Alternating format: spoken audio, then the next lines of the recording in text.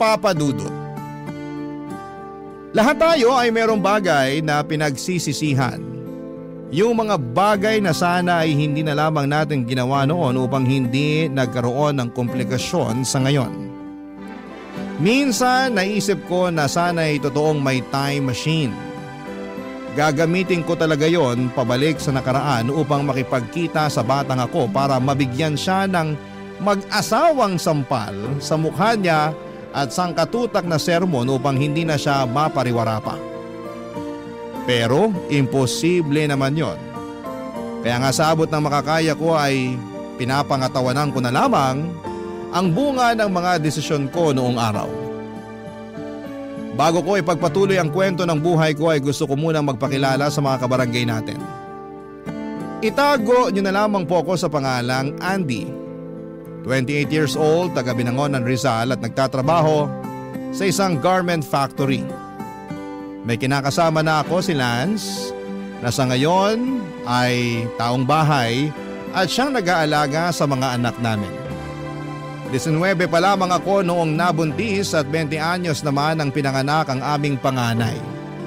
Sa loob ng 9 na taon naming pagsasama ni Lance ay umabot na sa 5 ang aming mga supling Papa Dudut.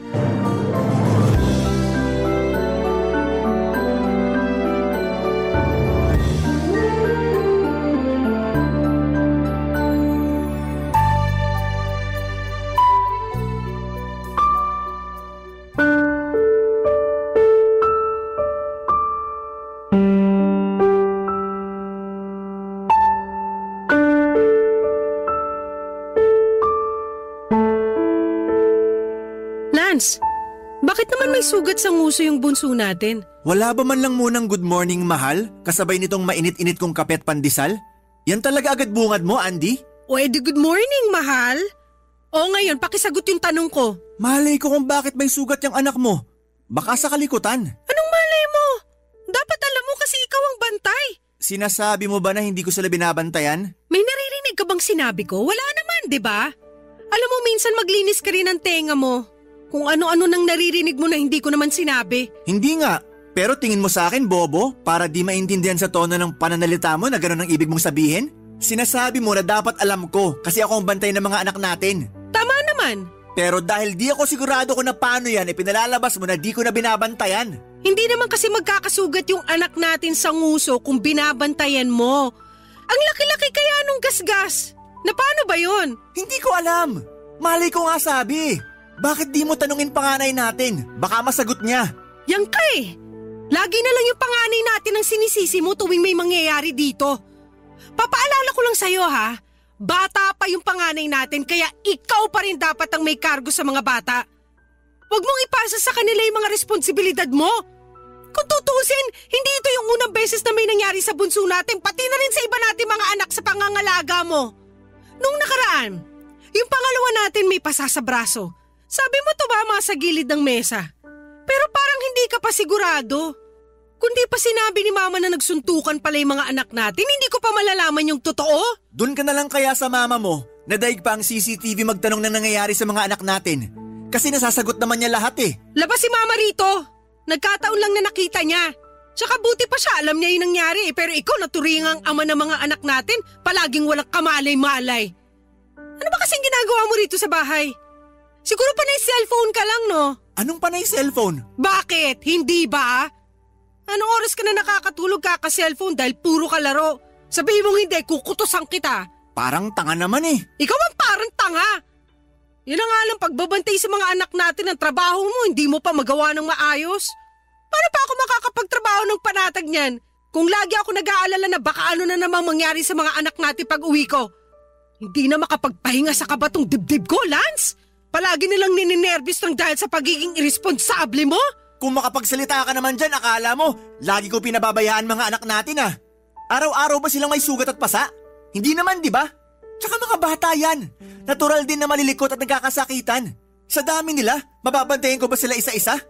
Hirap sa'yo porque ikaw nagkatrabaho. Akala mo na kung sino ka kung umasta at magsalita dyan. Kung ayaw mong bantayan ng mga anak natin, edi ikaw ang magtrabaho sa labas! Sinabi ko ba na ayaw ko? Wala akong sinasabi, no? Ibig sabihin, ayaw mo talaga magtrabaho ulit!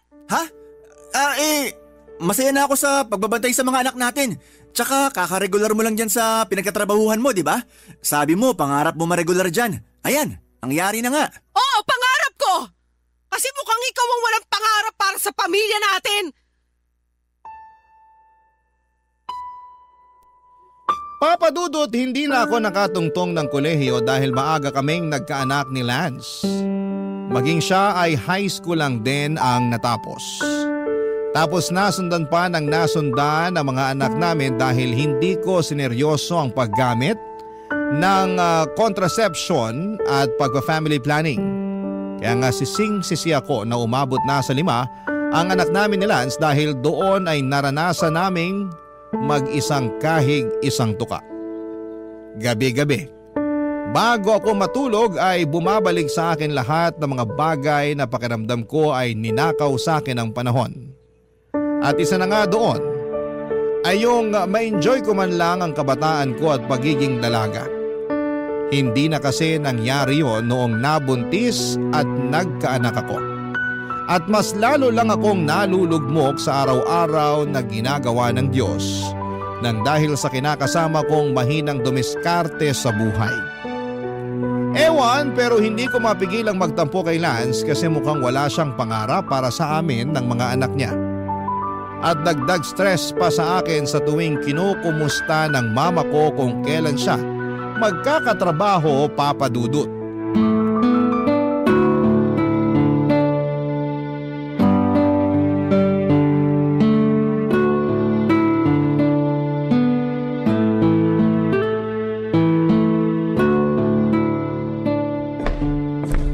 Nak, ginabi ka na naman sa pag-uwi ah. Oo nga po eh.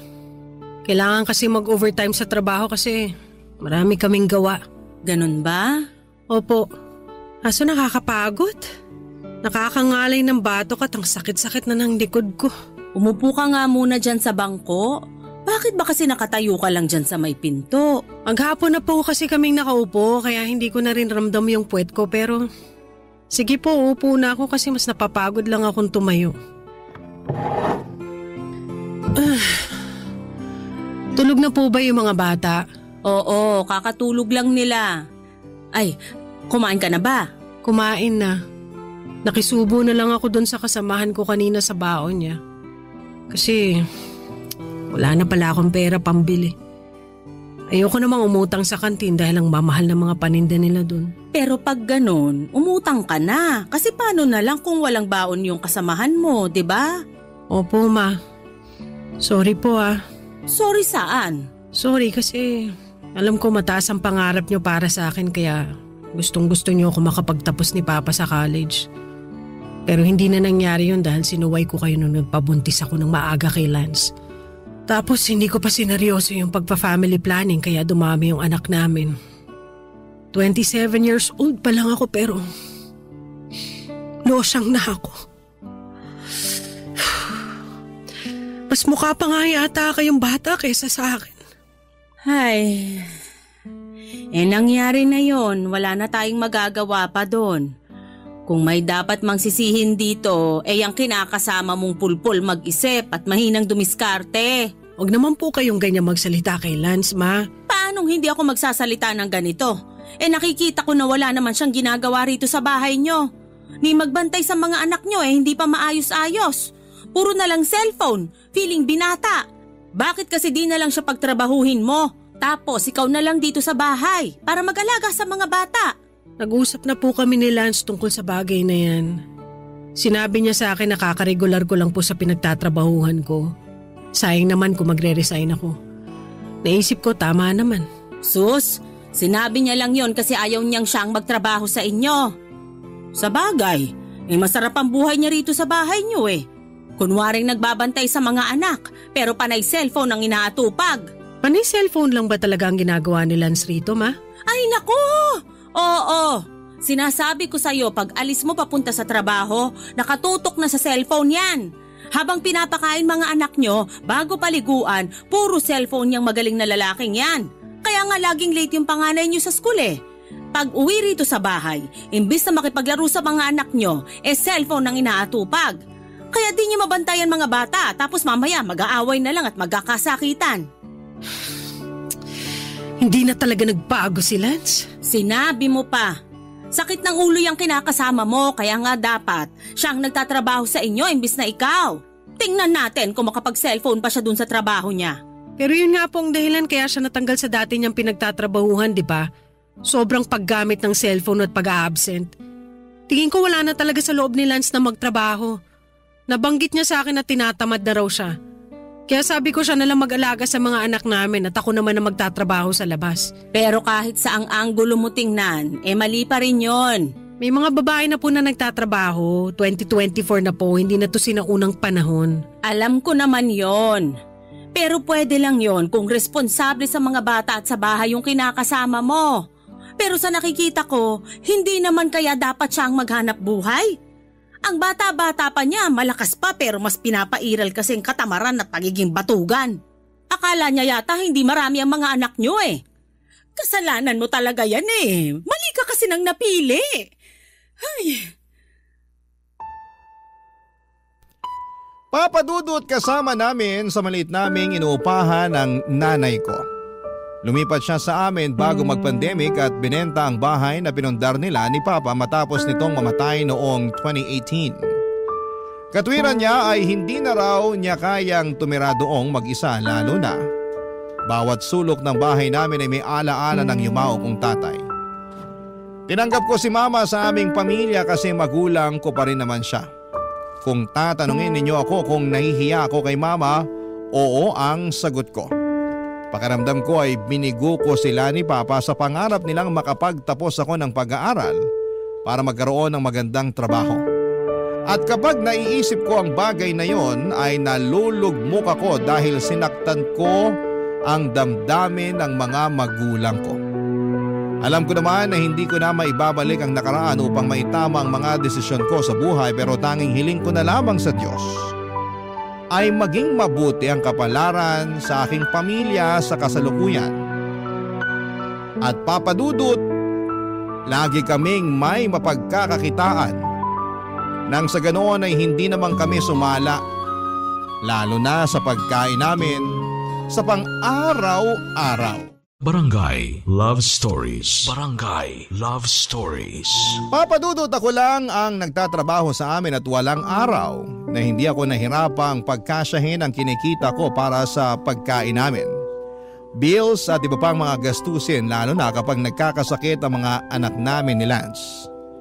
Sa totoo lang ay malimit akong umiyak at matulala dahil kulang na kulang talaga ang budget namin sa pang-araw-araw. Tapos ay dagdagan pa ng mga away namin ni Lance na sobrang nagpapasakit sa aking ulo at kalooban. Malapit ko na tuloy pagsisihan na siya ang kinasama ko sa buong buhay ko lalo na at mukhang wala talaga siyang maayos na direksyon para sa amin. Simula kasi nang natanggal siya sa trabaho noong 2023 ay tinamad na siyang maghanap pa. Hindi ko alam kung mas na-enjoy na niya ang pag-aalaga sa mga anak namin o sadyang hinayaan na lang niya ako ang bumuhat sa aming pamilya. Ewan, hindi talaga ako masaya sa relasyon namin pero hindi ko naman siya mahiwalayan dahil meron kaming mga anak. Papadudot.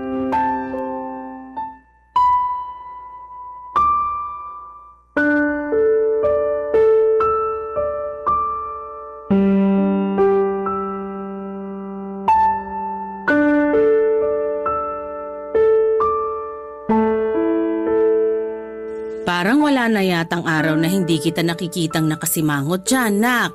Sorry ma, hindi ko lang po mapigilang malungkot. Huhulaan ko. Tungkol na naman yan sa kinakasama mo, no? Opo, nag-away kasi kami kanina eh. Tungkol saan? Sa mga labahan.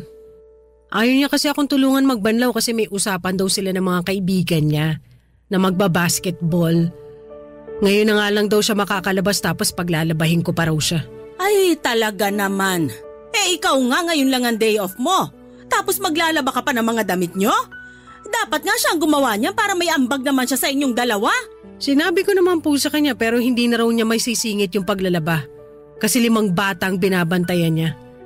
Napapagod din po siya kaya maawa naman daw ako sa kanya. Wow! Maawa sa kanya? Siya, naawa sa'yo? Inuna pa talaga nung ungas na yun yung pakikipag-basketball kaysa tulungan ka? Kung tutusin, gabundok lang naman yung labahin yun ang dahil sa mga damit niya? Meron din naman pong damit namin ng mga bata. Ay, nako. Ewan ko na lang talaga dyan sa kinakasama mo. Kaya nga po hindi ko mapigilang malungkot. Nakakalungkot nga, pero labahan lang yan. Kung ayaw kang tulungan ng Lance na yun, pwede mo na namang laban na lang mag-isa. Kahit mabagal, kahit matagal kang matapos, basta kumilos ka na para naman mabawasan na yung trabaho mo. Sobra naman po kayo. Akala ko sasabihin niyo magpahinga ako, wag na muna maglaba. Pwede mo namang gawin yan. Pero kayo rin naman ang mamamroblema ng susutin nyo. Lalo na't mga dugyot pa naman yung mga anak mo. Maya't maya kailangan magpalit ng damit. Saka anong sobra ko? Minomotivate lang kita para umpisahan na ang paglalaba kaysa magmukmuk ka dyan sa kalungkutan. Wala na po ba akong karapatang malungkot? Meron, pero kumpara naman sa lungkot na nararamdaman ko, walang-wala yung kalungkutan mo. Ano pong sinabi niyo? Malungkot din ako, Andy. Baka lang hindi mo natatanong. Pagkagising ko kanina, parang ayokong magkikilos. Gusto ko na lang humiga ng humiga hanggang makatulog ako. Pero dahil tirik na tirik ang araw sa labas at ang iingay ng mga anak nyo, hindi na ako nakabalik sa pagtulog. Kaya kahit malungkot ako noon at naiirita na rin, bumangon na ako para maligo. Pero hindi naman naalis ng malamig na tubig yung kalungkutang nararamdaman ko. At kahit na nakapagkape na ako, malungkot pa rin ako. Tapos nakita pa kitang nakasimangot dyan na akala mo'y pinagsakluban ng langit at lupa yung pagmumukha mo. Bakit naman po kayo malungkot? Siyempre, naalala ko papa mo. Iniisip ko kung kamusta na siya o kung iniisip din ba niya tayo. Miss na miss ko na siya, anak. Matagal na pong patay si Papa. Andun na tayo. Pero anong magagawa ko kung pakiramdam ko kahapon lang nangyari? Nahihirapan akong umusad sa buhay kasi alam mo naman na sanggang dikit talaga kami ng papa mo nung nabubuhay pa siya. Ay, nakakainis lang isipin kung bakit kailangan pa niya magkasakit at mamatay ng maaga. Hindi ko na po alam ang sagot dyan, Ma, kasi kahit na anumang sabihin ko, hindi kayo naniniwala. May sarili kayong paniniwala Totoo naman na unfair ang Diyos kasi kinuha niya sa atin ang papa mo Pero nangyari na yun. At matagal na rin patay si Papa. Sigurado kung nakikita at naririnig niya lang kayo ngayon, hindi niya magugustuhan na nagkakaganyan kayo. Ewan ko. Pero kung totoo ngang nakikita at naririnig niya ako ngayon, sana magpakita siya sa akin. Sabik na akong makita siya at marinig ang boses niya. Imbes na gumaan ang loob ko sa pag-uusap namin yon ni Mama ay mas bumigat pa ang pakiramdam ko, Papa Dudut. Oo, kinumusta nga niya ako pero binaliwala niya pa rin ang nararamdaman ko sa pamamagitan ng pagsingit ng mga pinagdaraanan niya. Para sa mga hindi pa nakakaalam, nag-self-diagnose ang mama ko na meron siyang depression at anxiety mula noong namatay ang papa ko at magpasa hanggang ngayon na hindi pa rin siya nakakausad. Sinubukan ko naman siyang unawain dahil nagluluksa rin naman ako sa pagkamatay ng papa ko pero napilitan na lamang akong umusa dahil sa mga anak namin ni Lance. Para kasing kung isasama ko pa ang pagluluksa kong yon, ay hindi ako makakapag-focus sa trabaho at sa buhay namin ang kinakasama ko kaya pilit ko na lamang sinantabi ang bagay na yon.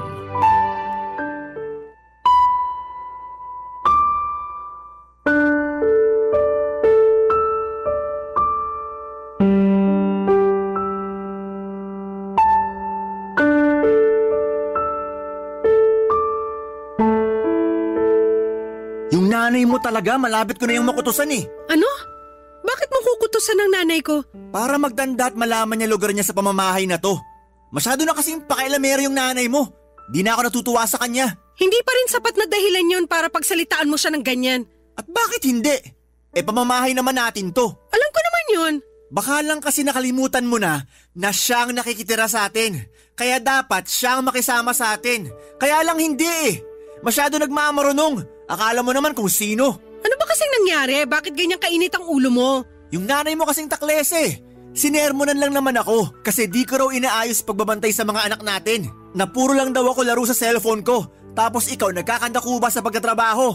Kalalaki ko raw na tao, batugan ako. Dapat ako raw ang nagtatrabaho sa labas imbis na ikaw na siyang nanay sa pamilya natin. Sinabihan pa akong chismoso nung isang beses na nakita niya ako nakikipagkwentuhan sa barkada ko. Tama ba yun? Ay, tingin ko may punto naman ang mga sinabi sa iyo ni Mama. Sa lagay mas kinakampihan mo pa yung mama mo kesa sa akin na kinakasama mo? Hindi naman sa ganun pero… Pero na rin yun. Hindi nga kasi! Oh, bakit ka ba naninigaw? Kasi masyado kang mainit dyan. Kumalma ka nga muna. Kalmado ako. Pero punong-puno na talaga ako dyan sa nanay mo eh. Hindi na ako natutuwa sa pagiging pakialamera niya. Para tayong may CCTV sa pamamahay natin sa katauhan niya. Pagpasensya mo na lang si Mama. Pagpasensyahan? Tingin mo di ko yan ginawa? Siyempre ginawa ko na yan. Pinagpasensyahan ko na yung nanay mo kasi nanay mo yan. Pumayag nga ako na patirehin natin siya rito sa maliit nating inuupahan, di ba? Wala ka narinig sa akin. Ngayon pa lang ako nagkakaganito kasi sobra na yung nanay mo. Tapos kapag pinatulan ko't na sagot-sagot magtatampo. Daig pa yung balat sibuyas. Magmumukmuk at iiyak sa sulok na akala mo inaping bata. Kaya nga, wag mo na sagutin si Mama kasi alam mo namang mabilis siyang ma-depress, di ba? Sus, ma-depress niya mukha niya. Tingin ko pa uso na lang niya yan eh. Kunwari depressed para intindihin natin pero okay naman pala. Nung nakaraan nakita ko yan nakikipagtawanan sa kapitbahay natin eh. Yun ba yung depressed? Tapos maya-maya maglulungkot-lungkutan. Pinagloloko na lang tayo ng nanay mo eh. Kung pinagloloko man niya tayo konsensya na niya yon. Tsaka wala rin naman tayo magagawa kung sakaling ang depressed siya o pinepeke lang niya. Ang akin lang, huwag ka na sana masyado magpa-apekto sa mga sinabi sa'yo ni Mama. O baka naman kaya ganyan kaka-apektado kasi alam mong totoo yung mga sinabi niya. Ano ba naman yan, Andy? Imbis na gumaan loob ko sa'yo, lalo pang bumigat kasi mas kinakampihan mo pa mama mo. Baka nakakalimutan mong akong kinakasama mo rito. Hindi ko nakakalimutan yun. Pero pareho lang kayo ni Mama kung umasta At paano kami naging magkapareho? Nagtanong ka pa talaga ano pa nga ba? Pareho kayong masakit sa ulo at mahirap intindihin. Nakakabwisit kayo. Akong napapagod sa inyo Kung meron mga nakakabwisit dito ang mama mo na yan. Buti pa, paalisin mo na nga siya rito. Ha? At saan ko naman papupuntahin si Mama pag pinaalis natin siya rito? Ewan ko. Dami-dami na nating problema. Sa akin mo pa itatanong ang bagay na yan? Malamang ikaw nakaisip Pesteng buhay naman to Papadudot, hindi ko masisisi si Lance kung magalit siya sa mama dahil totoo naman lahat ng hinaing niya rito. May pagkapakialamera talaga si mama kahit ako na anak niya ay nakakarinig din sa kanya ng kung ano-ano. Hindi rin sila magkasundo ng kinakasama ko dahil galit sa kanya ang mama ko kasi maaga raw niya akong binuntis at inanakan pa ng marami. Kaya lalong nalugmok ang buhay ko at pamumuhay namin. At lumala pa nga ang iringan at parinigan nila dahil magkakasama kami sa iisang bubong. Pero ang isa pang problema ko ay yung hindi rin masyadong kasundo ni mama ang mga anak namin. Kahit na pinakikisamahan naman niya ang mga apo niya, ay maraming beses ko pa rin naaabutan na sinusungitan ni mama ang mga bata. Mabilis kasi siyang mapikon lalo na kapag maingay ang mga anak namin. Tantrums man o nagkakatuwaan lamang sila. Ang gusto kasi ni mama kapag malungkot siya at miserable ang nararamdaman niya, ay maging malungkot at miserable din kami na katulad niya. Barangay Love Stories. Barangay Love Stories. Papadudod, 43 years old pa lamang ang mama ko nang nabiyuda siya matapos mawala ang tatay namin. Simula noon ay hindi na siya bumalik sa pagtatrabaho. Noon ay may pinapasukan siyang opisina kung saan magkatrabaho sila ni Papa bago ito nawala. Pagkatapos niyang mag-resign ay nagmukmuk na lamang siya sa bahay namin hanggang sa naisipan niya itong ibenta. May kakaunti silang savings ng papa ko na naubos lang niya sa sugal at ang katwiran niya ay gusto lang naman niyang maglibang. Tapos nung walang-wala na siya ay nagsabi siya sa akin na makikitira siya sa amin kasama ang pamilya ko. Dahil sanay ako na siya ay lagi kong kasama, ay hindi ko siya natiis. Pumayag ako na tumira siya sa amin pero pakiramdam ko ay cargo namin siya ni Lance, dahilan para lalong bumigat ang pagdadala namin ng buhay. Malakas pa naman si mama pero ayaw na niyang magtrabaho kasi nalulugmok siya sa pagkawala ng papa ko. Madalas daw niya kasing maalala si papa kaya naiiyak na lamang siyang bigla. Ang ending, lagi siyang nagmumukmok sa bahay. At kahit na ilang taon na ang lumipas ay apektado pa rin siya sa mga nangyari. Isang araw ay nagtangka ang nanay ko na tapusin ang buhay niya sa pamamagitan ng paglalaslas ng pulso. Buti na lamang at nakita siya ni Lance kaya hindi pa ganoong kalalim ang sugat at mabilis namin siyang naipagamot, Papa Dudut.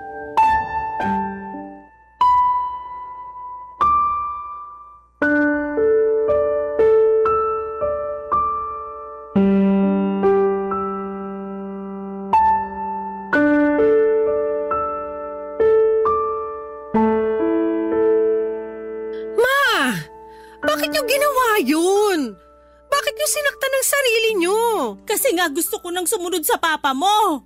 Miss na miss ko na siya, anak. Kagabi na panaginipan ko siya. Sabi ko sa kanya hintayin niya ako kasi susundan ko na siya sa kabilang buhay. Kaya lang bigla naman siyang nawala. Hindi ko na siya nakita paggising ko. Panaginip lang yun, hindi yung totoo. Anong hindi totoo? Kitang-kita ko ang papa mo. Tingin ko nababaliw na po kayo. Lance naman? Bakit? Totoo naman eh. Gawain ba ng matinong tao yung maglaslas ng pulso? Hindi, di ba? Ibig sabihin, baliw na yung nanay mo. Hindi ako baliw. Ikaw nga batugan eh. Pabuhat ka ng pabuhat sa anak ko, kalalaki mong tao. Ay, talaga naman. May masabi lang talaga kayo sa akin eh. Totoo naman lahat ng sinabi ko ah. Bakit, nasasaktan ka? Ay, sus, kawawa ka naman. Papatulan na talaga kitang matandang baliw ka. Hindi ako baliw. Pwede ba tumigil na nga kayo? Huwag akong patigilin mo kundi ang nanay mo. Wala naman akong ginagawa rito ah. Yung batugan mong kinakasama ang unang nagsabi na baliw ako. Totoo naman eh. Sinabi na ngang hindi ako baliw. Tumigil na nga kayo. Lance, please, wag mo na sagutin si mama. At ikaw naman ma, please, umayos kayo. Maayos ako ah. Sino may sabing hindi? Kung maayos kayo, sana naisip nyo na mapapagastos lang tayo kung napuruhan yung sarili nyo. Sana naisip nyo na walang-wala na nga kaming pera kasi kulang na kulang yung sinusweldo ko tapos dadagdagan nyo pa yung mga gastusin namin. Gusto nyo talaga kami mabaon sa utang, no? Sabihin nyo, gusto nyo mangyari sa amin yon? Naku, hindi naman syempre. Kung hindi naman pala, bakit kayo ganyan? Hindi ko alam. Basta ko na lang naisip yun eh. Alam nyo yan, pero inaayaan nyo lang ang sarili nyo na magpadala sa isip nyo. Hindi mo talaga ako maiintindihan kasi wala ka naman sa posisyon ko. Hindi ko na kailangan mapunta sa posisyon nyo dahil baka lalo lang ako masiraan ng ulo. Nagluksari naman ako sa pagkawala ni Papa pero umusad pa rin ako. Kaso kayo hindi eh. Napag-iwanan na kayo kaya apektado na yung buhay nyo. Tapos dinadamay nyo pa kami, may sarili naman kaming problema ng pamilya ko. Ma, please! Kung hindi nyo kami matutulungan sa araw-araw naming pamumuhay, wag na po kayong dumagdag sa mga iniisip namin, lalong-lalo na sa akin. Awa naman kayo sa akin kasi napapagod din po ako. Hindi ko naman kasalanan kung napapagod ka ngayon. Ikaw ang pumili niyan, hindi ako. Masyado ka kasing suwael at hindi ka nakinig sa amin ng papa mo. Tapos pulpul pa at batugan yung lalaking napili mo. Siningit niyo na naman ako. Totoo naman eh. Kasalanan mo kung bakit mahirap pa kayo ngayon sa daga. Ewan ko sa inyo. Ako pa yata'y mauuna mabaliw sa kakaintindi sa inyo. Yang mama mo sisihin mo, wag ako. Isa ka rin sakit ng ulo eh. Ano na namang ginawa ko? Yun nga, wala kang ginawa at wala ka rin ginagawa para sa pamilya natin. Ang malas-malas ko sa'yo, Lance. Nagsisisi na tuloy ako na ikaw pa ang tatay ng mga anak natin.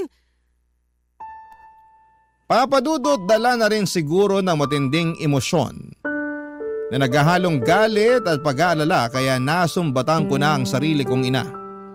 Pero sa totoo lang ay may punto naman lahat ng mga sinabi ko. Pagod na akong pakisamahan siya dahil dagdag lamang siya sa mga gastusin namin. Naghihikahos na nga kami sa buhay tapos mapapagastos pa kami ng malaki ng dahil sa kanya. Siyempre nagalit din sa akin si mama at nagkasagutan kami. Hindi rin naman kasi siya papatalo kaya lalong nadagdagan ang sama ng loob ko sa kanya. Gustong gusto ko na siyang paalisiin sa amin pero baka lalo siyang mapahamak sa labas. Isa pa ay natatakot ako sa karma na pwedeng mangyari sa akin sakaling ipagtabuyan ko sa pamamahay namin ang sarili kong ina. Kaya nga pinagsabihan at kinausap ko na lamang siya ng masinsinan na huwag na niyang ulitin ang bagay na yon kasi mauuna pa akong mabaliw sa kanya. Tingin ko ay tinabla naman siya kaya lang makalipas ang 2 linggo ay may ginawa naman si Lance. Dahilan para malapit na akong masiraan ng ulo, Papa Dudut.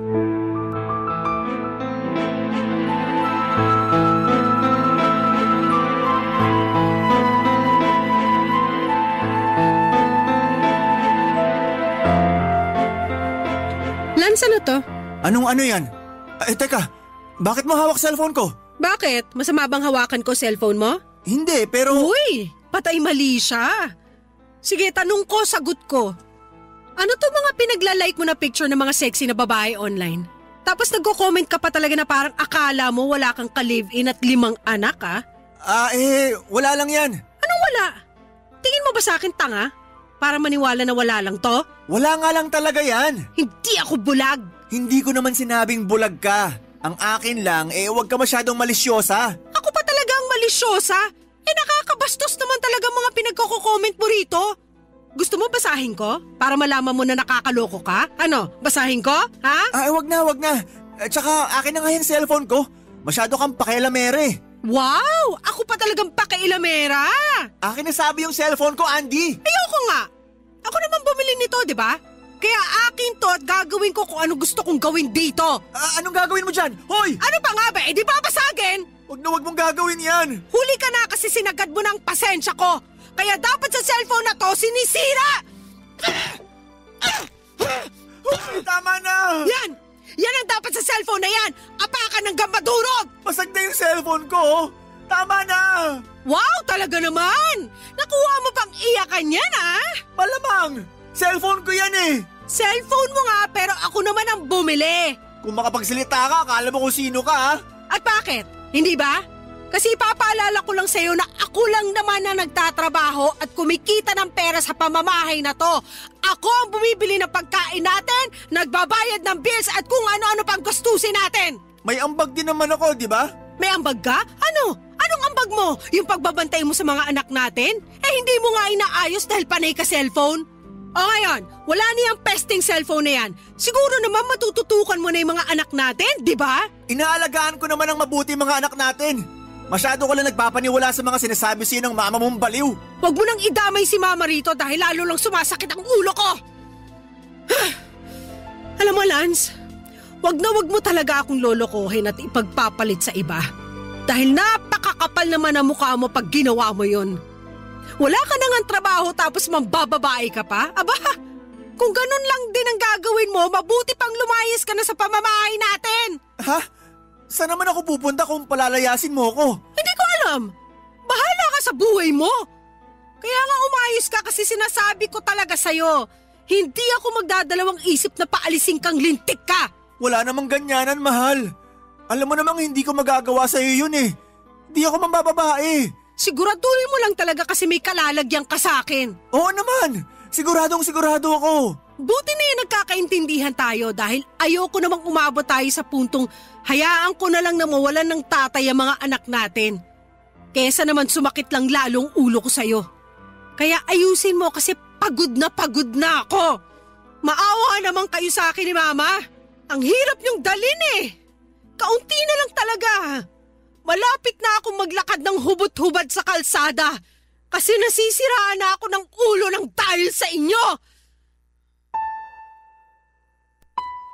Papa Dudut, hindi ko alam kung tinablan si Lance sa mga sinabi ko pero nakita ko namang nagbago ang reaksyon ng mukha niya. Tapos ay naging malumanay ang boses niya at kasunod noon ang walang humpay niyang panunuyo sa akin. Kahit papaano ay humupa na ang galit ko pero masama pa rin ang loob ko sa kinakasama ko at hindi ko nga siya pinansin noon, sa halip ay nakipaglaro ako sa mga anak namin. Pero hindi nagtagal ay nagkabati rin naman kami. Hindi ko na talaga alam ang gagawin ko. Malapit na akong mabaliw ng dahil sa pamilya ko. Hirap na ako magtrabaho dahil hindi ako nakakapag-focus. Pakiramdam ko ay para akong punong kahoy na mabubuwal anumang sandali. Sa kasalukuyan, ako pa rin na naghahanap buhay sa amin. Kasama pa rin namin si mama sa bahay. At paminsan-minsan ay nalulugmok at nalulungkot pa rin siya. Pero buti na lang dahil may pinagkakaabalahan na siya. Gaya ng pagtitinda niya ng almusal sa tapat ng bahay namin tuwing umaga hanggang tanghali. Dalangin ko na sana lang ay magtuloy-tuloy na kasi kahit paano'y nakakatulong din naman ang maliit niyang kita sa amin ng pamilya ko. At pangarap ko na mapatignan ng mama ko sa eksperto sakaling may sapat na kaming pera para matulungan siya sa kanyang depresyon. Hanggang dito na lamang po ang sulat ko, Papa Dudut. Maraming salamat po sakaling mapili po ninyong i-ere sa inyong programang Barangay Love Stories. Gusto ko na rin kunin ang pagkakataon na ito para magpasalamat sa programa ninyo dahil nalilibang at natututo ako sa mga istorya ng kabarangay natin na itinatampok ninyo. God bless and more power sa inyo. Ang inyong forever kapuso at kabarangay, Andy. Dear Papa Dudut, ako nga pala si Kathy, 35 years old at meron akong nakarelasyon. Naitago na lang natin siya sa pangalang Bert. Mas matanda siya sa akin ng 20 years. Pero kahit ganon kalayo ang agwat namin sa isa't isa ay hindi naman kami nagkakaroon ng malaking problema. Marami kaming pagkakaparehas kasi mas marami akong alam sa henerasyon niya. Kaya hindi kami nauubusan ng pag-uusapan. Nakilala ko siya sa tulong ng isang katrabaho. Nereto ako noong time na ready na ulit akong magmahal. 3 taon na kasi akong single noong nakilala ko si Bert. Pakiramdam ko noon ay ready na ulit akong magmahal nang makilala ko na siya. Mature kasi siya at iba roon sa mga naging karelasyon ko. Tumagal din ng 1 taon ng ligawan bago ko siya sinagot, Papa Dudut. Hindi nga siya nainip, di kagaya ng iba na paabutin mo lang ng kalahating taon ng panliligaw ay sumusuko na. Hindi ko pinagsisihan na sinagot ko si Bert, Papa Dudut. Paano ba naman kasi lahat ng kailangan at gusto ko ay kaya niyang ibigay. Edad lang naman ang maipipintas ng iba sa kanya. Pero pagdating sa ibang bagay tungkol sa kanya, wala silang ibang masabi. Boto ang mga mahal ko sa buhay sa kanya, Papa Dudut. Gusto na nga nilang magpakasal na kami kaagad. Napag-usapan namin yon pero hindi naman ako nagmamadali. Parang okay pa rin sa akin na mag-boyfriend at mag-girlfriend lamang kami. Hindi naman ako pressured kahit lagpas 30 na. Enjoy pa kasi ako sa situation namin ni Bert, Papa Dudut.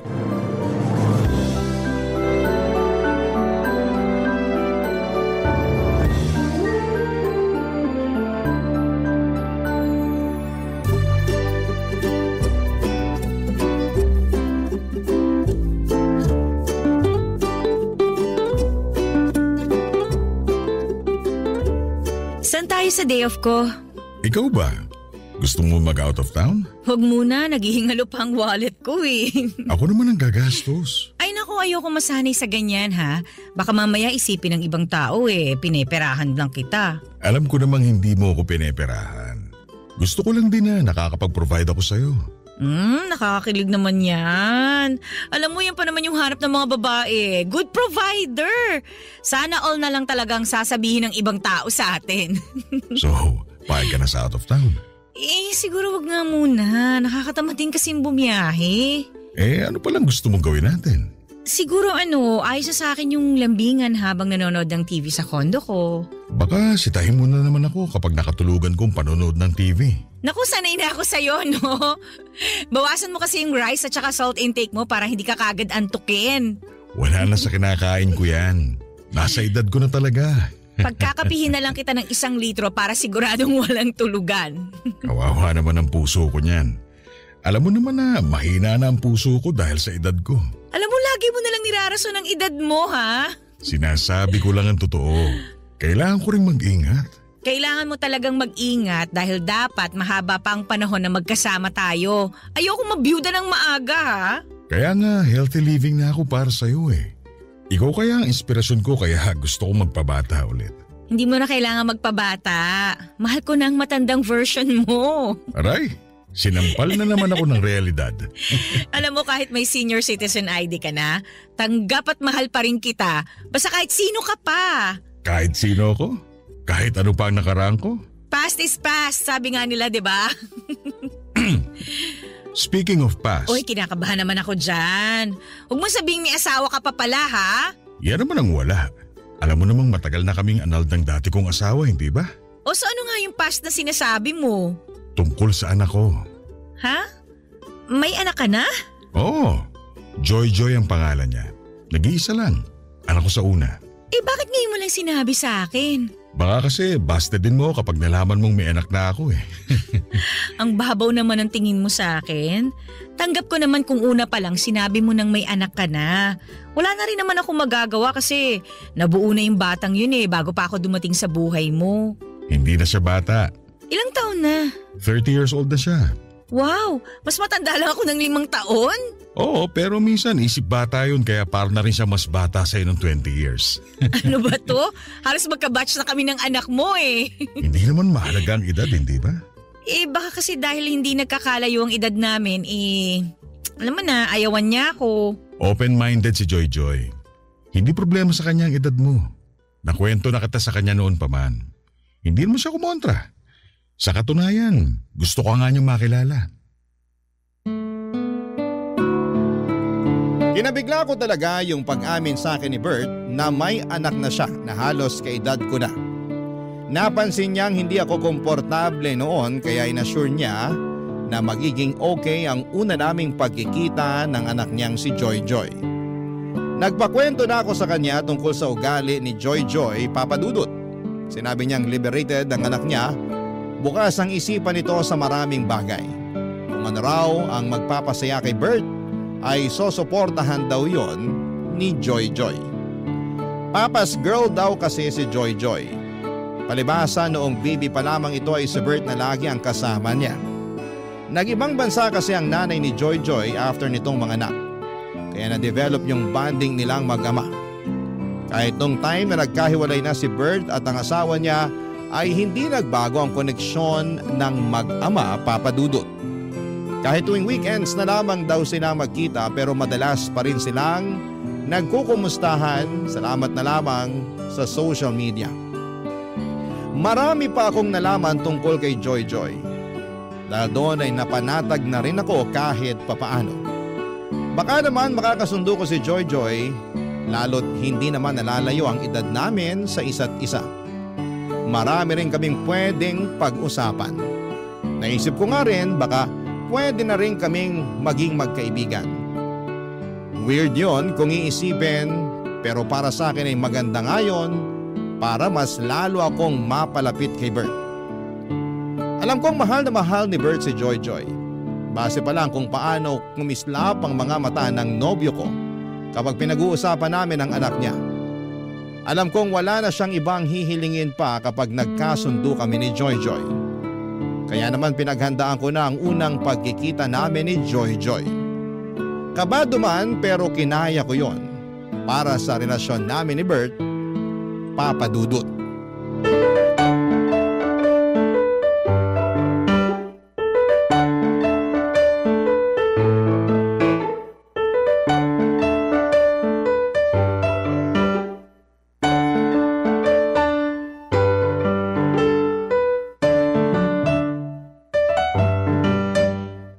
Joy, ito pala ang tita Kati mo. Pwede bang Kathy na lang ang itawag ko sa'yo? Kasi naman 5 years lang ang agwat natin sa isa't isa eh. Ay, mas gusto ko nga yan. Aba, una pala nagkasundo na kayong dalawa. Mukha naman kasing madaling pakisamahan tong si Kathy eh. Saka mukhang marami kaming mapagkakasunduan. Ramdam ko rin eh.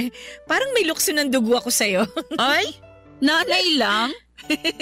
Char. Huwag mong sobra ng biro mo, Joy. Baka mabigla naman to si Kathy. Ay hindi. Maganda nga una pa lang nilalapag na niya sa akin yung totoong ugali niya eh. Para wala nang gulatan. Alam mo ngayon pa lang, gusto na kitang maging stepmother. Pero mas mukha tayong stepsisters. Oo nga pala, Joy. Dito matutulog sa bahay si Kathy, ha? Si Papa naman, anak ba kita para magpaalam ka sa akin kung pwedeng matulog ang girlfriend mo sa bahay mo? Baka lang kasi dito ka rin matulog ngayon. Eh dito naman talaga ako matutulog ngayon. Nakaschedule na, di ba? Wala namang kaso sa akin kahit maglambingan kayo magdamag ni Kathy. Basta wag lang kayo masyadong maingay sa kwarto ha. Walang kalampagan ng kama. Hoy, wag yung ganyang biro ha. Hindi naman maiilang tong si Kathy. Ako ang naiilang eh. Eh di sorry.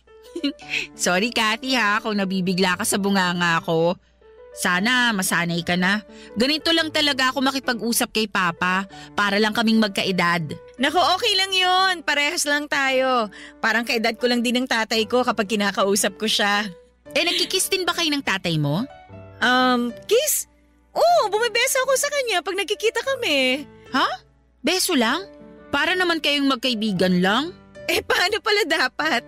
Pa, beso lang yung sa kanila oh. Bakit tayo kiss sa lips? Kiss sa lips? Oo. Yun ang nakasanayan namin mula nung baby pa siya. Love language namin yun. Nung bata pa lang si Joy. Mula pagkabata niya hanggang ngayon. Hanggang ngayon? Consistent kami ni Papa dyan. Joke to, no? Anong joke? Sampulan nga natin pa. Okay na. Hindi na kailangan patunayan yung joke nyo. Natatawa na ako. Bahala ka. Pa, alis muna ako. Tumatawag yung best friend ko. Gala lang kami sa mall. Balik ako mamayang dinner. Agahan mo ha. Sumabay ka sa amin ni Kathy mag-dinner. Sure. Bye, Kathy. Bye, Pa. Pakis nga ako. Lambot naman ang lips ng dalaga ko. O ingat ka ha. Update mo kami ni Kathy ha. Ang inakala kong biro ay totoo pala. Nakita ko kung paanong naglapat ang mga labi ni Bert at Joy. Nagalikan talaga sila sa harapan ko at hindi ako nakapagsalita kaagad, Papa Dudut. Inoobserbahan ko kung nagbibiro pa rin sila pero mukhang hindi na. Seryosong kumaway na paalis si Joy habang si Bert naman ay nagtungo muna sa kusina para i-check kung ano ang pwede niyang iluto para sa dinner naming tatlo. Naiwan naman ako sa sala na takang-taka kung bakit may gumagawa pa ng ganon. Masyado lang ba akong malisyosa at normal ba na sa edad ni Joy na yon ay hinahalikan pa siya sa labi ng sarili niyang ama? Ako lang ba ang hindi komportable sa sitwasyon na nakikita ko? Kailangan ko bang sanayin ang sarili ko sa nakasanayan nilang mag-ama? Hindi namin napag-usapan ni Bert ang tungkol sa halik na yon. Parang ako pang nahiya sa nakita ko at hindi ko naman pinahalata sa kanya na nabigla ako sa naging halikan nilang mag-ama. Pagkabalik ni Joy ay nakita ko naman silang naghalikang muli sa labi. Isang malaking pasanin sa akin na ipakita na okay lamang ako sa nakasanayan nilang gawin. Bakit sila ganon? Hindi naman ako conservative na babae pero alam ko kung ano yung limitasyon. Close din naman kami ng tatay ko pero hanggang beso lang ang pupwede. Kina Bert at Joy kailangan talagang magdikit ang mga labi nila ng matagal. Naintindihan ko kung musmus pa lamang si Joy pero dalaga na siya. Halos kaedad ko na nga siya. Hindi ba dapat may boundaries na rin silang mag-ama pagdating sa bagay na yon, Papa Dudut? Barangay Love Stories. Barangay Love Stories. Papa Dudut, marami pa akong napapansin sa kanilang mag-ama habang tumatagal na nakakasama ko sila. Sobrang komportable nila sa isa't isa na wala na silang pakialam kung komportable pa ba ang iba kapag nakikita sila. Meron nga noong magkasama kaming kumain sa isang restaurant. Silang dalawang mag-ama ang magkatabi. Inakala ng lahat na sila ang magkarelasyon at kaibigan lamang ako ni Joy Joy. Paano ba naman kasi iba ang dikitan nila sa isa't isa? Iba rin ang yakapan na akala mo ay magkarelasyong sabik sa bawat isa. Panay din ang halikan nila sa labi kahit anumang oras nila piliin. Doon ako hindi nakatitig ng mabuti, Papa Dudut. Samantalang kami ni Bert bihira lamang kung maghalikan sa labi. Hindi rin kami gaanong naglalambingan at nagyayakapan. Pero silang mag-ama kayang-kaya po nila. Minsan gusto ko nang sabihin sa kanila na hindi ako komportable kaya lang nauuna lagi yung takot ko na baka ma-misunderstand nila ang pinanggagalingan ko. Hanggat maaari ay ayoko namang magkaroon kami ng hindi pagkakaunawaan ni Bert. Saka napapalapit na rin kasi kami ni Joy sa isa't isa. Ayoko ring masira ang nasimula naming samahan. Ang hirap pa namang ibalik ang magandang samahan kapag nagkalamat na. Kaya pinilit kong itikom ang labi ko para lamang masigurado na hindi ako ang magiging dahilan para lumayo ang loob nila sa akin. Pero isang araw ay meron na naman akong hindi nagustuhan sa ginawa nila. Kararating ko lamang noon ng bahay ni Bert at naabutan kong magkasama sina Joy Joy at Bert. Nakasuot ng nightie si Joy Joy na sobrang nipis. Wala rin itong suot na bra. Dahilan para mailang ako, Papa Dudut.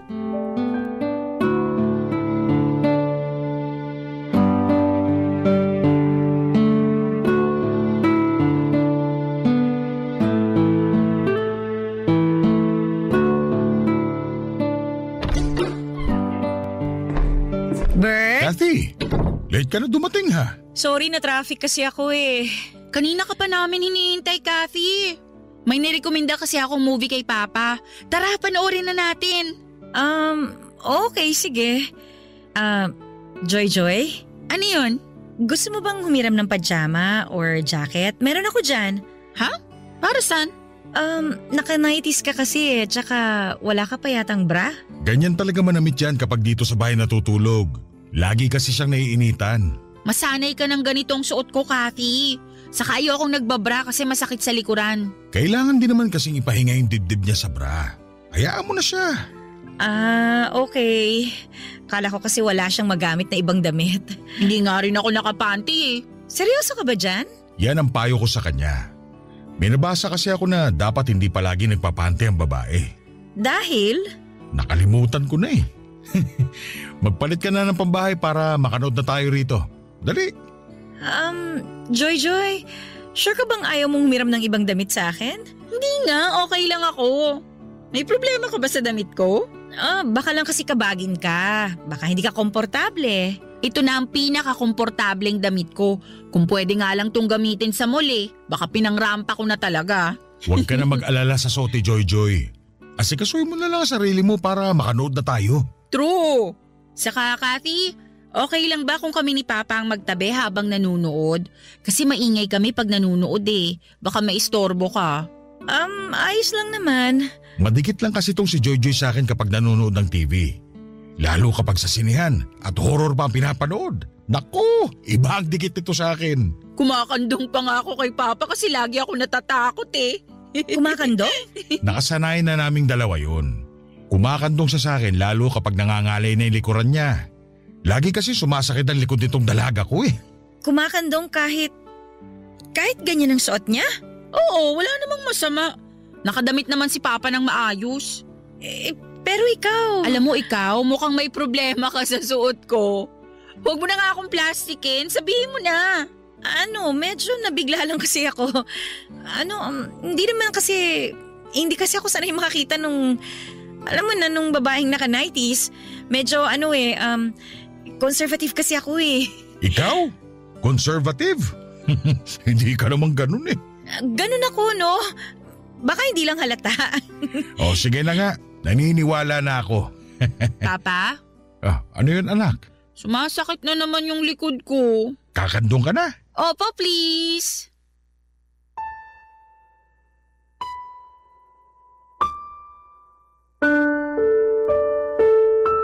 Bigla na lamang kumandong si Joy kay Bert. Natulala na lamang ako sa mga nangyari. Nagmadali akong pumunta sa kwarto hindi para magbihis kundi para magpakalma ng sarili ko. Naiinis ako sa ginagawa nila pero mas naiinis ako dahil wala naman akong magawa. Para pigilan sila, Papa Dudut. Parang ang helpless ko sa sitwasyon na yon. Gustuhin ko mang magsalita, natatakot ako dahil baka ma-offend ko sila. Noong sinubukan ko nga na magpasimple pero kamuntik nang magalit itong si Joy. Doon ako natakot, Papa Dudut. Lalo na noong parang kinampihan ni Bert ang anak niya. Sino ang magiging kakampi ko kung ganon? Wala akong maisip na mapagsabihan ang sitwasyon ko. Papa Dudut, natatakot ako na baka may magsabi sa akin na masyado lamang akong malisyosa. Baka ako lang ang nakakakita ng hindi maganda sa mga nangyayari. Baka nga kailangan ko ring mag-adjust. Sa pagdaan pa ng mga araw ay sinubukan kong sanayin ang sarili ko sa mga nakikita ko sa kanila. Kapag hindi ko na kinaya ay pumipikit na lamang ako o di naman kaya ay gagawa ako ng dahilan para makaiwas sa kanila. Napapadalas pa naman ang punta ni Joy sa bahay ni Bert. Natuwa na raw kasi siya sa akin kaya gusto niyang makasama kami lagi ng papa niya. Kung alam lang niya na hindi kami parehas ng nararamdaman. Lagi na lang akong naiilang sa tuwing andon siya. Lagi akong kinakabahan na may makikita pa akong sobra sa ginagawa nila. At hindi nga ako nagkamali, Papa Dudut. Nagkatotoo nga ang aking iniisip. Isang gabi, sinurpresa ko si Bert para sa monthsary namin. Sinabi ko sa kanya noong una na hindi ako makakapunta sa bahay niya pero pupunta pa rin ako. May dala akong cake at regalo para sa kanya. Pero isang malaking sorpresa para sa kanya ay hindi pala kundi ako pala ang masosorpresa sa mga makikita ko.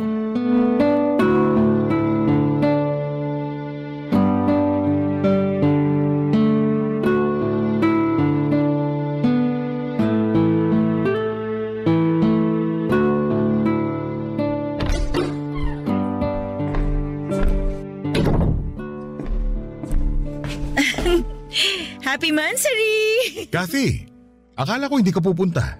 Gusto kitang sorpresahin eh. Happy monthsary! Ikaw talaga. Sana nagsabi ka. Di hindi na yung surprise. Bumili pala ako ng cake at saka… Kathy! Sabi ni Papa hindi ka raw pupunta rito sa bahay. Kasi bala ko lang naman siyang sorpresahin kaya nagpanggap akong hindi pupunta. Mukha namang na-surprise si Papa, maski na ako. Kahit ako na-sorpresa sa'yo eh. Bakit ka naman na-sorpresa? Palagi naman akong andito sa bahay ni Papa. Na-sorpresa ako sa suot mo. Ha? May mali ba sa suot ko? Wala namang problema. Nakapanty at bra lang kasi siya. Sabi ko naman sa'yo, mabilis mainitan at pagpawisan to si Joy. May aircon naman, di ba? Hindi effective yan sa akin. Di ba, Papa? Kahit combo pa ng electric fan at aircon, may initan pa rin niyang si Joy. Tingnan mo sa susunod para maniwala ka. Buti nga naabutan mo pa akong nakabra ngayon eh. Madalas kasi. Hindi siya nagbabra? Ba't pa ba ako nagtaka? Uy, may dala kang cake! Ano flavor to, Kathy? Mocha. Uy, paborito ko to. Pa, subukan mo ko ha. Sige, ikaw pa ba? Kuha ka na rin ng platito at panghiwa. Teka, punta na ako ng kusina. Bert, kailangan nating mag-usap. Para saan? Kain muna tayo. Hindi na ako kakain. Sa inyo na lang ni Joy ang cake na to. May problema ba? Hindi ba halata? Ano bang problema? Kayo ng anak mo. Hindi mo ba nakikita kung gaano kasagwa yung mga ginagawa nyo? Anong masagwa? Excited na akong lantakan tong cake.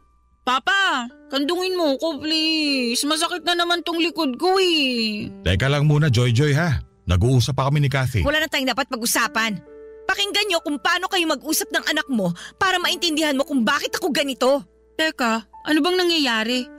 Pumunta lang ako ng kusina tas nag-aaway na kayo bigla? Ikaw, Joy, kasali ka sa problema. Bakit ba kasi ganyan ka manamit sa tuwing nandito ka sa bahay ng papa mo? Kasi bahay naman to ni Papa ko at isusuot ko kung anong gusto ko. Dalaga ka na! 30 ka na! Ilugar mo naman ang pananamit mo. Hindi pwedeng naka-brat panty ka lang tapos kakandong ka sa tatay mo. Ano yun? Tapos lagi kayo naghahalikan sa labi? Malisyosa lang ba ako o mali na yung ginagawa nyo? Malisyosa ka lang. Walang mali sa ginagawa namin ng anak ko. Ito na ang nakasanayan namin bago ka pa dumating. Huwag naman sanang marumi ang isip mo, Kathy.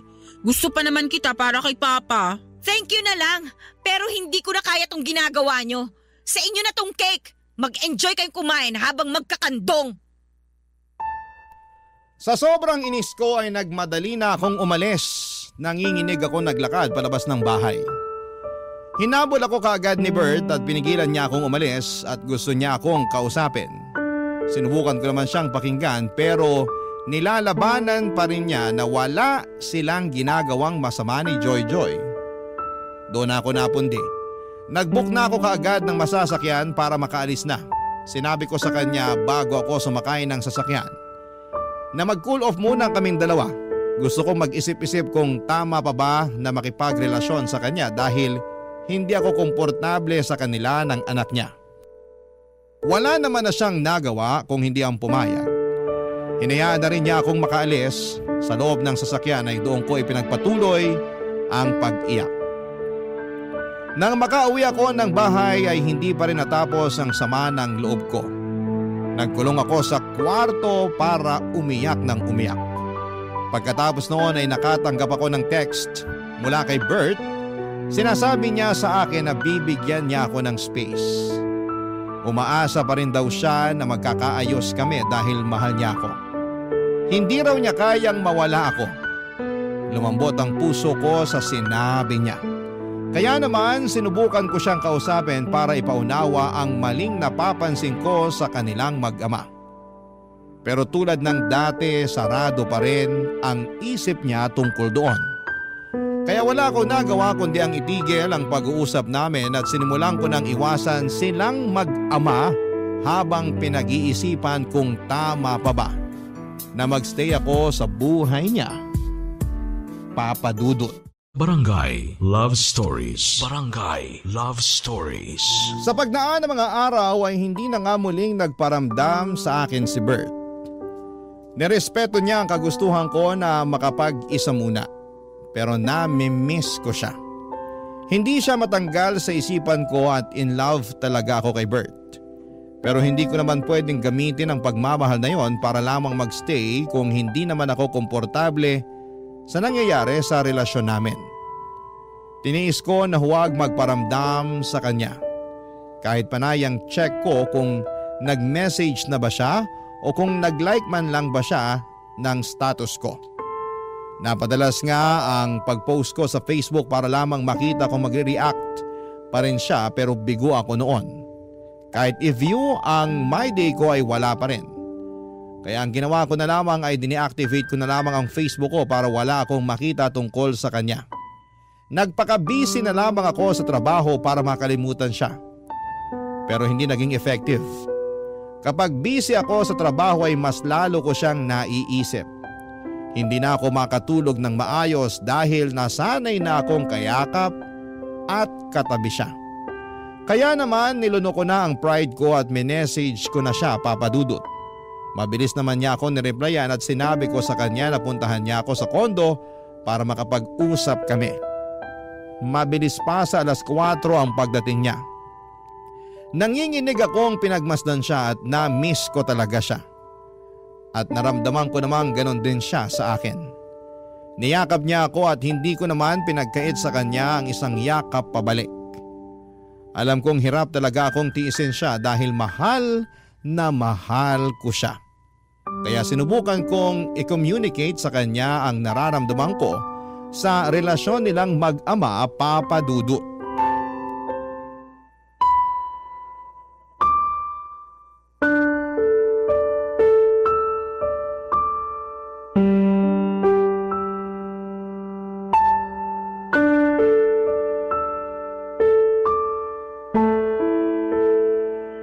Namiss talaga kita. Mabutit naisipan mo nang makipag-usap sa akin. Namiss mo ba ako? Namiss kita, pero Pwede kayang wag na tayong mag-away. Okay na sana to. hindi na tayo mag-aaway basta mapag-usapan lang natin yung tungkol sa inyo ni Joy Joy. Baka mas lalo lang tayong magkagulo eh. Pwede bang kalimutan na lang natin yun? Hindi ko pwedeng kalimutan yon. Sana pala, hindi mo na lang ako pinapunta rito. Kung hindi ka pa pala okay tungkol doon.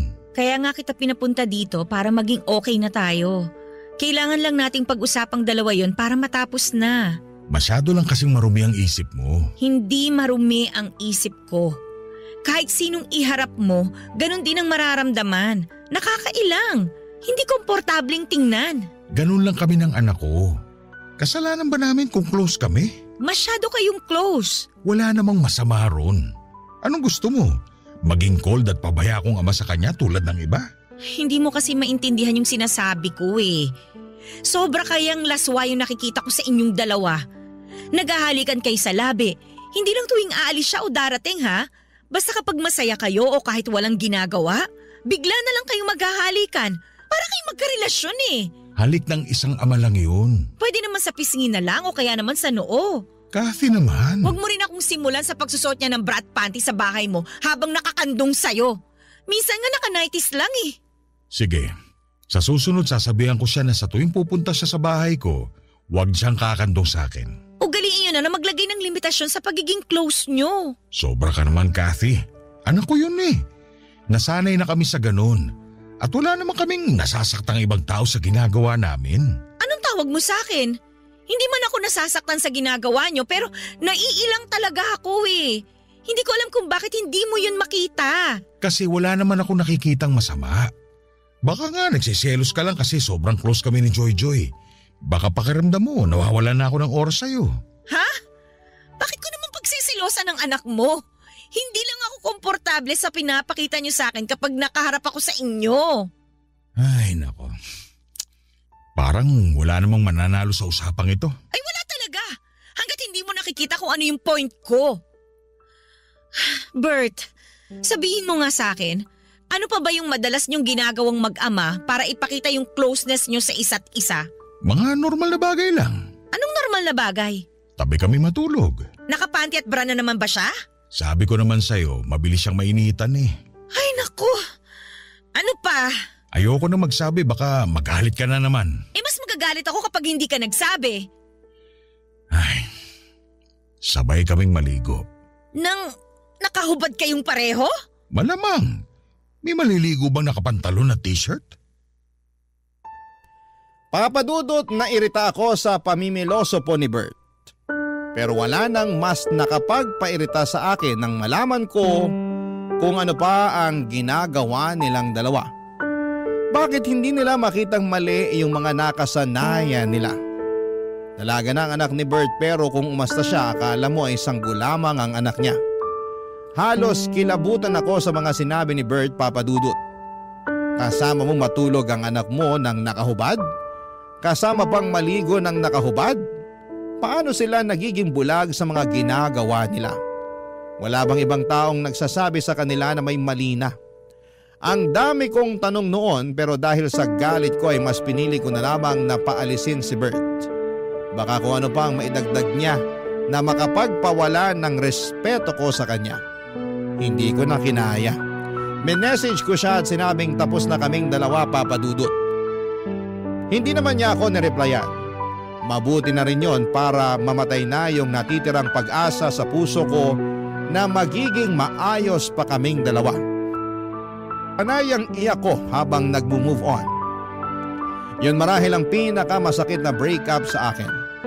Hindi kasi ako ready na magkahiwalay kami ni Bert.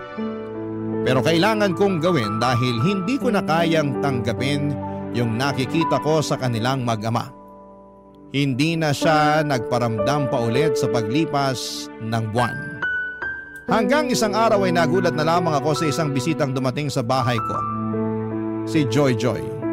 Kumatok ito sa pinto at nang buksan ko ay nakita ko ang malungkot na mukha ni Joy Joy. Hindi ko alam kung paano siya haharapin. Naiilang ako sa kanya pero gusto kong pakinggan kung ano man ang gusto niyang sabihin, Papadudot.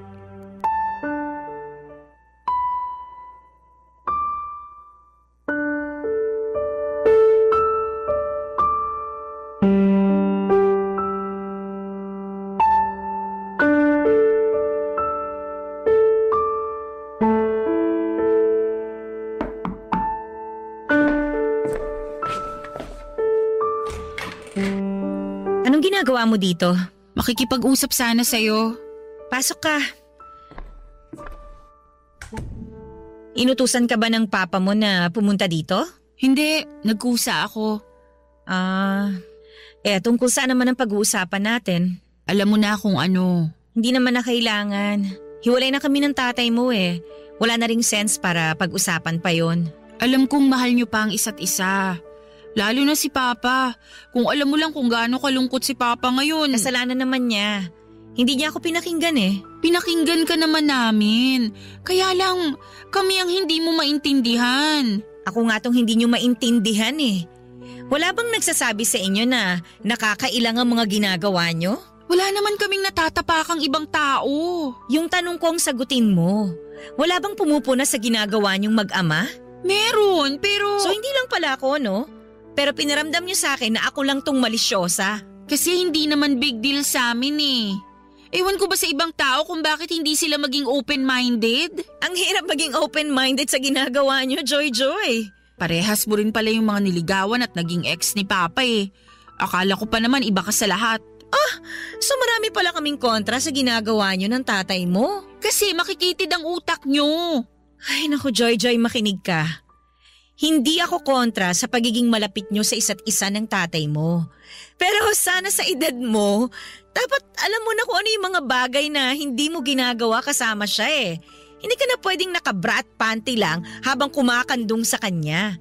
Wala na rin sanang halikan sa labi na maganap. Bumeso ka na lang tulad ng ibang mga anak.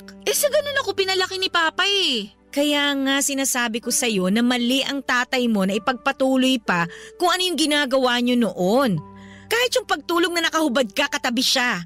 Sinong hindi magtataas ng kilay kapag nalaman nilang ginagawa niyo yung ganon? Parehas mo talaga ang mga ex ni Papa. Pinagseselosan nila ako dahil sobrang close naming dalawa. Hindi na selos yung nararamdaman nila. Namin. Hindi na kami komportable. Ang nanay mo ba? Alam ba niya yung ginagawa niyo? Hindi naman siya nagtatanong eh. O subukan mo sabihin sa kanya para magkaalaman na. Baka hindi ka na niya ulit papuntahin sa tatay mo kapag nalaman niya yan. Open-minded ang nanay ko. Kaya alam kong wala lang sa kanya to kapag sinabi ko sa kanya. Okay, sige. Hindi na ako lalaban kasi buhay niyo naman yan eh. At saka, tapos na rin kami ng tatay mo. Good luck na lang sa next na stepmother mo kung payag siya sa mga inaakto niyo. Ay, pero Kathy, ikaw na kasi ang gusto ko para kay Papa. Kahit may hindi tayo pinagkakaunawaan, alam kong ikaw yung dapat para kay Papa. Saka alam kong mahal na mahal ka rin niya. Sa'yo ko lang siya nakitang ganun kasaya eh. O so, anong punto mo? Baka naman pwede mo nang isang tabi yung pagkailang mo sa ginagawa namin ni Papa. Tapos balikan mo na siya. Naaawa na kasi ako sa kanya eh. Please, Kathy. Please.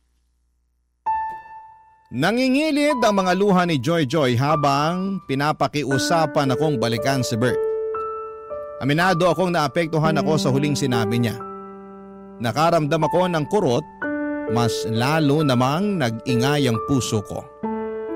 Isinasagawa na naman itong sinisigaw na naman itong muli si Bert. Bigla ko namang na-miss si Bert, Papa Dudut.